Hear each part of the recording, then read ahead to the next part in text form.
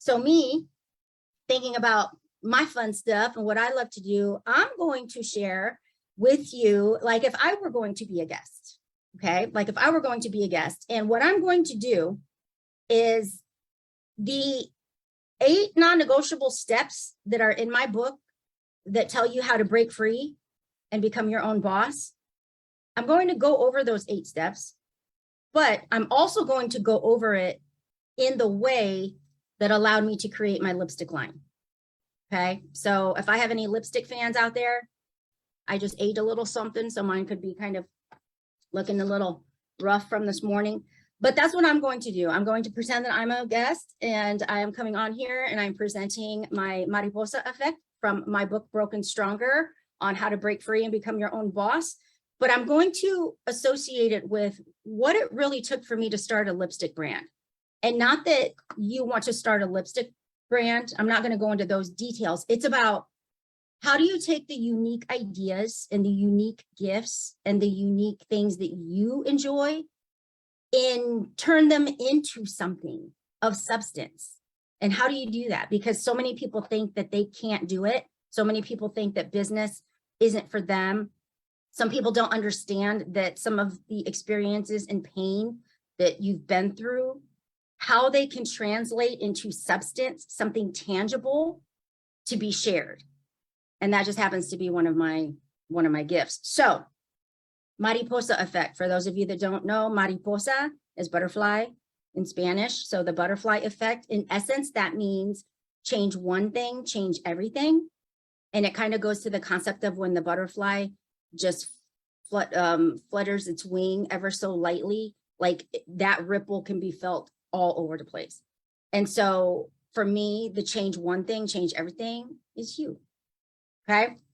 So what does it really take? Okay. First of all, I do want to say that that idea, that desire, that hope, that wish, whatever you're calling it at this point, you're not crazy for having it. Like you're not crazy for sitting at your desk, watching that clock tick tock by until it's time to go.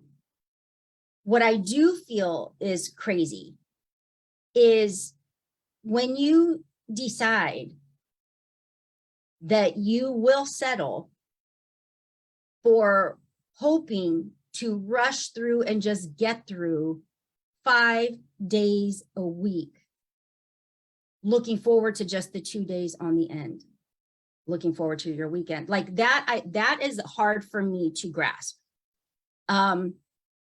Me going back into the workforce has a purpose. And that's for me to be able to do the nonprofit. Okay. So to be in that position and think that that's it for you, that you're looking forward to getting through 5 days for the 2 on the end, life is more than that. Life is more than that. And you are worthy and deserving of having more than that. Now, if that's what you love and that's where you thrive and you enjoy it, that's one thing. But if you're sitting there agonizing every moment and counting down and looking forward to this time just going by, that's another story. Because time is the one thing that we never get back. You can replace money, you can replace a home, you can replace a vehicle, you can replace anything, but your time cannot be replaced. So the first thing is in my book, the chapter is called Stop Wishing Already. Okay. Now, what that means is you get what you ask for. Believe it or not, you might not realize that this is happening to you in your life, but you get what you ask for. So if you continue to wish, I wish for more money, I wish for the perfect partner, I wish for the perfect job, like whatever it is you're wishing for, you're going to get more of that. You're going to get more of the ability to wish. God's going to say, here you go. You can keep wishing. Here you go. It's the wish is yours. It's granted. You can keep wishing. So what I want you to envision on that is look at it as window shopping. I hate window shopping. I don't know if I have any fans out there that enjoy window shopping. Why walk through and use all this time while you're standing on the outside, looking on the inside, and just wishing for that? Because that's what you're doing when you wish for things in your life to change, when you wish for any of that. It's about getting clear. If you were window shopping and you're like, oh, I want them all, and somebody said, I'm giving you this amount, now what are you going to go get? You would drill down and you would pick your favorite. You would pick one. If you can't buy them all, you would pick one. You would say, here's my opportunity. Now I have one. Then you would make the choice to go in, grab it off the rack, walk up to the counter, purchase it. You are no longer window shopping. What happens by staying in that state is you're not even giving yourself the opportunity to create the substance that is going to allow you to go in and get it. Meaning you have got to transition that wish into a desire. There's a difference. Desire is actively participating in the attainment of that thing. So wishing is just like, yeah, I hope that $1 million will fall out of the sky. I'm window shopping. When you are in desire state, you are in motion, you are in action, you are part of the activity to do the things that are going to create that $1 million. There's a big difference. So I want you to think of your life, your situation, your circumstance, the things that you tell yourself you wish were different, that you wish you had, that you wish were this way. How many of them are you actually in desire state? How many of them are you actively participating in the attainment of that thing? So I'm going to give you an example. I worked with somebody last year. It was last year. And we were talking about, it was during the Dear Future Husband Challenge, because I got crystal clear on what I wanted and it's like in my face today. Okay. So the thing is what type of person do you want in your life? What do you want that relationship to look like? What are the things that you do to enjoy, time spent, time apart? What roles do you play? Like, get specific. Don't just say, I want somebody in my life, because people are going to come in your life all the time. How do you know it's the one that's worth investing time? Because time we don't get back. So it was get clear. Okay. We got to stop wishing for this. We got to see it. We got to know it, that it's ours. So in determining what this person does that is of interest, what are activities that you both do together? Like, yes, you don't know who that other person is, but you have to be able to see these things. So once I gathered that information and I was able to see, like, okay, so these are activities, these are interests, these are hobbies, these are common things. These are some places this person probably spends time. So to me it was, girl, you need to go to these places. You're going to find the person that has these interests. And she don't want to. She don't want to do this. She don't want to do that. She don't want to try that. And it was like, okay, so you just want to sit here and keep wishing. And that's the difference. Do you really desire it? Because if you desire it and you want it in your life, you will participate in the things that must take place for it to appear. So that's the first step. So when the idea of my lipstick came into mind, I had two options. Do I make the lipstick myself, or do I hire somebody to make it for me? The reality is I went into motion. I did the research. I learned the ins and outs. So I could make it myself. And then I realized I don't want to. So I need to find somebody. But I actively participated. Even if it was just an idea, I did the research. Then I reached out. Then I made the connections. Then I found out what I had to do. Otherwise, I could still be here a year and a half later wishing that I had a lipstick company. So that's step number one, stop wishing, okay? Step number two, I'm looking at my book because that little voice in your head is real. So this is the A in Mariposa. Acknowledge that inner voice. So that inner voice are those whispers. The inner voice are the whispers that give you that idea. And you all are here today because I acknowledged that inner voice. That inner voice can work for you or it can work against you. It can give you these ideas that are absolutely huge, or it can tell you that you're silly for having them. Your little voice can tell you that you are on fire and you have energy and you're going to go get it today. Or it can tell you, yeah, we're too tired today. Like, it can work for you or it can work against you, but it's extremely powerful. The place that I focus on in building, when I talk about acknowledge that inner voice, that is the voice of discernment. You guys know I talk about my GOD. So that voice of discernment is the one that when you start hearing the voice, you're able to filter through and identify what is it trying to tell me. You're going to dig into discovering what does that message really mean. So again, you're here because I heard Jerry Lewis telethon. The literal side of my brain wants to say Jerry Lewis telethon. That was years ago. I watched it and just disregard that thought. The other side of me says, okay, what is this trying to tell me? What am I supposed to do with this? So when I came up with the concept of the lipstick, I was sitting on a recliner at my mom's house because I had just moved me and my sons back into my mom's house after that was the last part of everything I lost after losing my husband. I had to move my two kids back in with my mom, talk about major feeling like a failure. I'm in my 40s. Here we go, back to mom's house.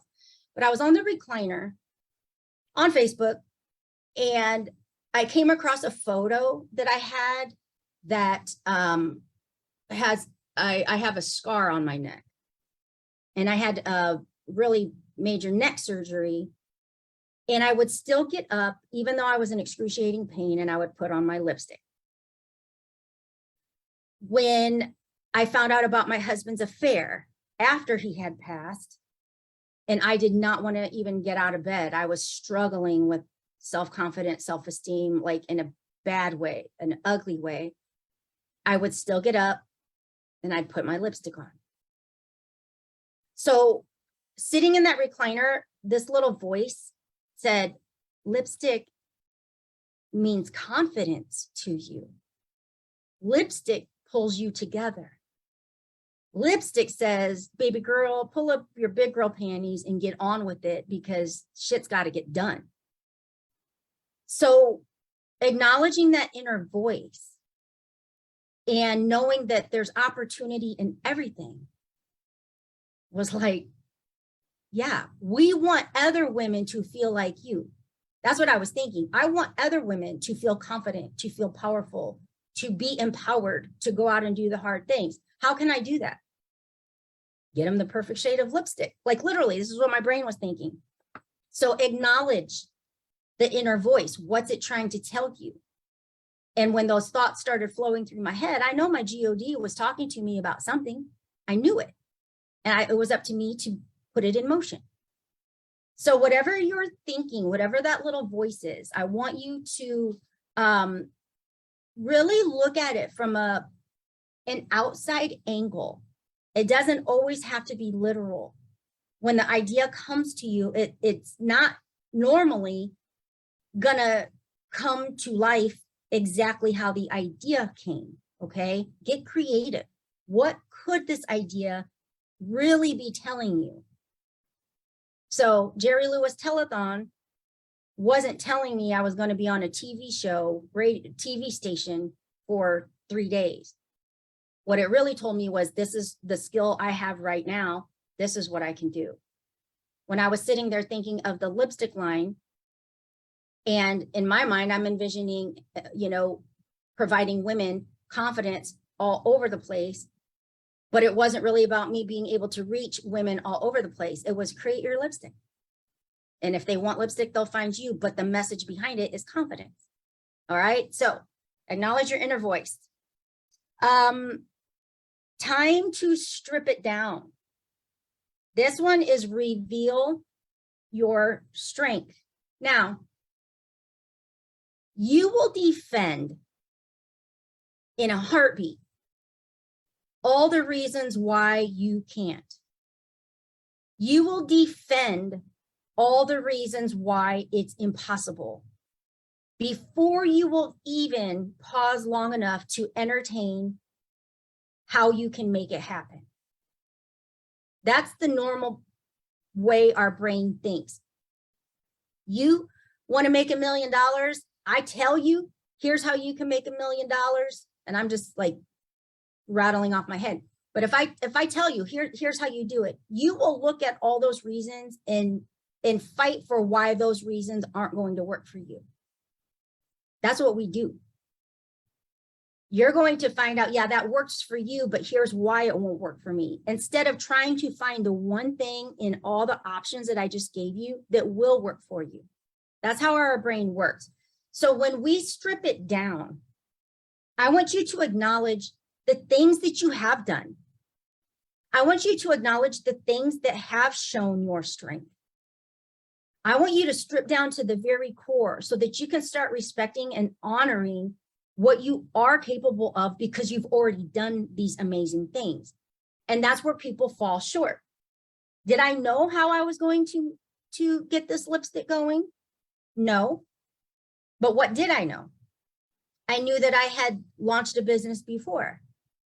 I knew that I had successfully been fluid in my fitness industry to make the changes as I needed to change them.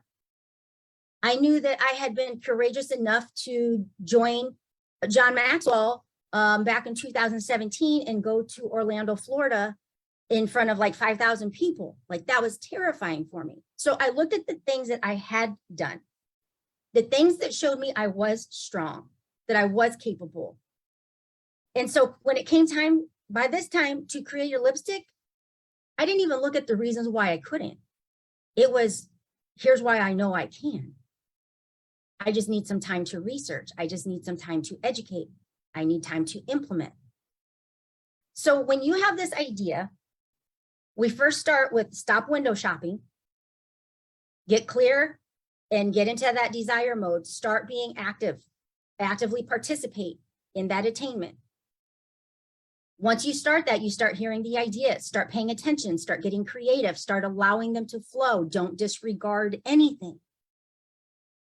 And now you're going to reach that place where you're going to fear. You're going to tell yourself why you can't. This is the moment you take inventory of all that you have done, that yes, you can. And be proud of what you've accomplished. Even if it doesn't look like it connects to your idea right now, it doesn't have to. The mere fact that you've already done these things is conditioning to be able to do something else unknown. That gives your brain that safe space to know that it can do something different and you're not going to die. It'll all be good. Then we get into hit the brick wall for that last time. So that's the resilience.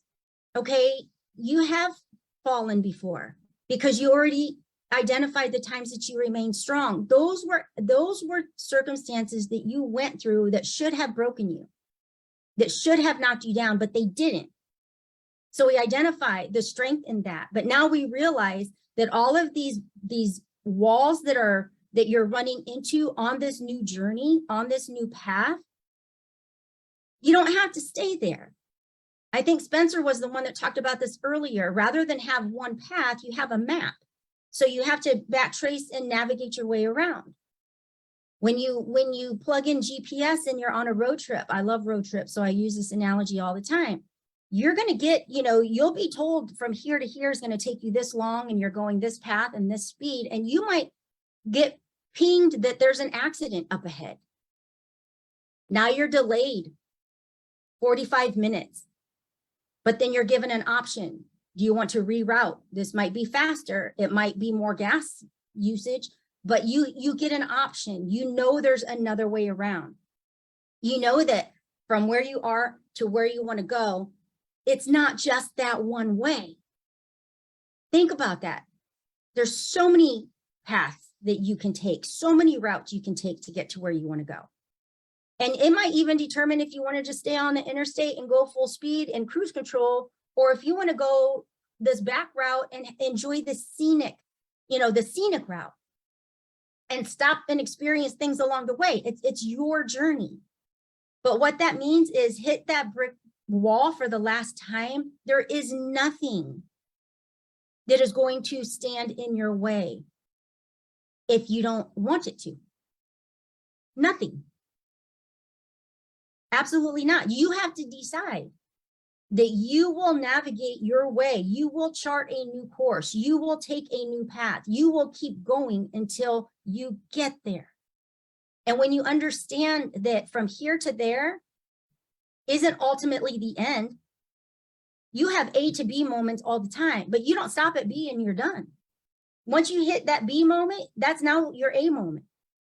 You've got another B moment, and that's really as far as you have to go, A to B, A to B, A to B. But some of you are looking like A to Z.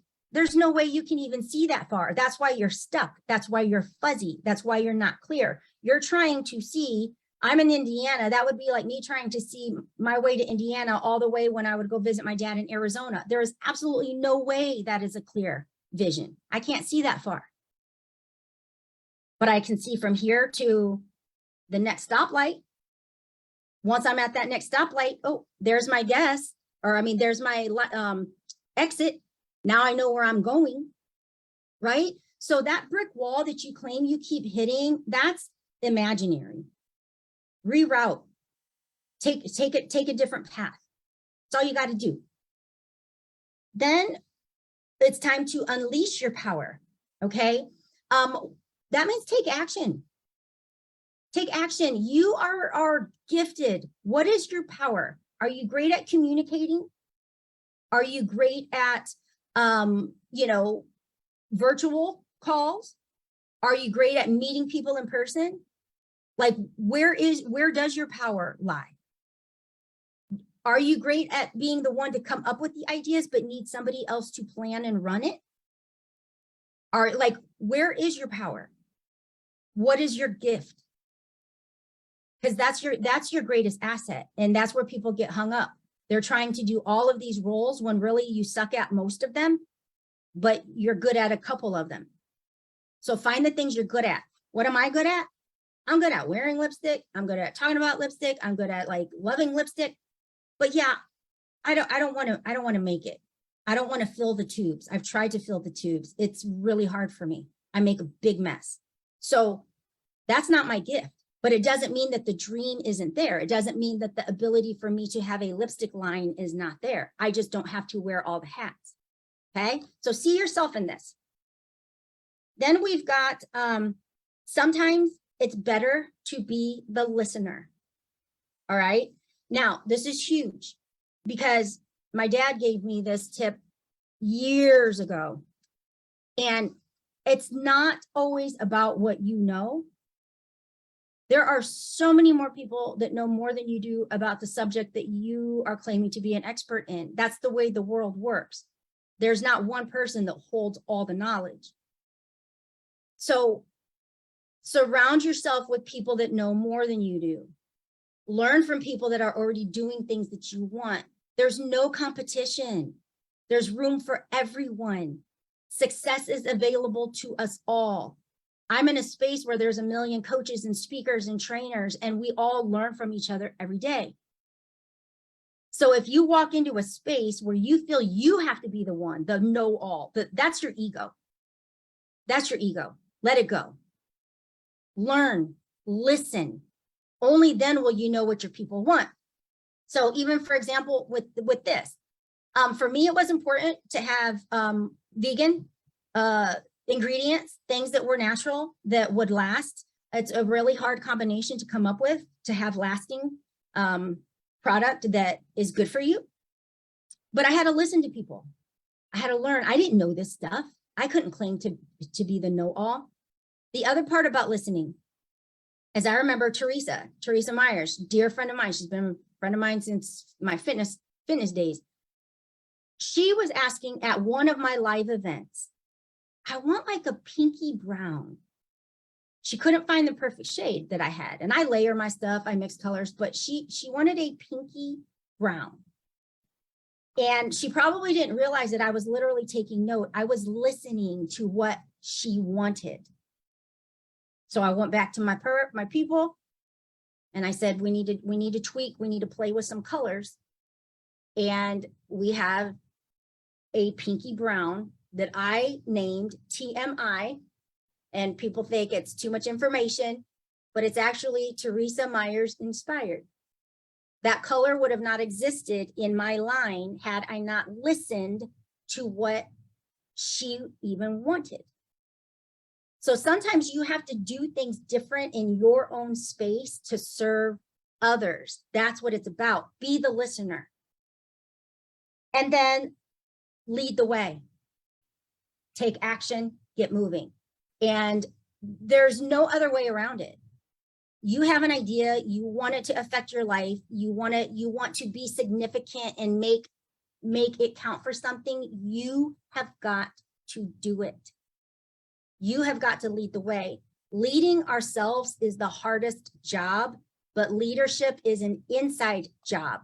You can't lead others if you don't know how to lead yourself, period. We need people to bounce off of. We need people to help and support, but ultimately, every choice, every action, every decision, every move comes from you. Nobody else can put you in motion. You've got to move yourself. So lead the way, be the one. So that's it in a nutshell. That's my process. That's my book. That's how I built this. I'm going to wrap myself up right there because that's called impromptu. We had somebody not show up. So what does that mean? Be ready. Be ready. I just gave you a presentation I wasn't planning on.